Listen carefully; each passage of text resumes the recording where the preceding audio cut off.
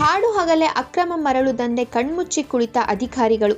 ಶಿರಹಟ್ಟಿ ತಾಲೂಕಿನ ಬೂದಿಹಾಳ ಗ್ರಾಮದ ಹೊರವಲಯದಲ್ಲಿ ಅಕ್ರಮವಾಗಿ ಹಾಡು ಹಗಲೇ ಅಕ್ರಮ ಮರಳು ದಂಧೆ ನಡೆಯುತ್ತಿದ್ದರೂ ಸಹ ಅಧಿಕಾರಿಗಳು ಕಣ್ಮುಚ್ಚಿ ಕುಳಿತಿದ್ದಾರೆಯೇ ಎನ್ನುವ ಪ್ರಶ್ನೆ ಜನರಲ್ಲಿ ಕಾಡುತ್ತಿದೆ. ಹೌದು, ಶಿರಹಟ್ಟಿ ತಾಲೂಕಿನ ಹದ್ದಿನಲ್ಲಿ ಹಾಗೂ ಲಕ್ಷ್ಮೇಶ್ವರ ಠಾಣಾ ವ್ಯಾಪ್ತಿಯಲ್ಲಿ ಹೇರಳವಾಗಿ ಮರಳು ಸಾಗಾಟ ದಂಧೆ ನಡೆಯುತ್ತಿದ್ದರೂ ಸಂಬಂಧಿಸಿದ ಅಧಿಕಾರಿಗಳು ಮೌನಕ್ಕೆ ಶರಣಾಗಿರುವುದಕ್ಕೆ ಹಲವು ಅನುಮಾನಗಳು ಹುಟ್ಟಿಕೊಂಡಿವೆ.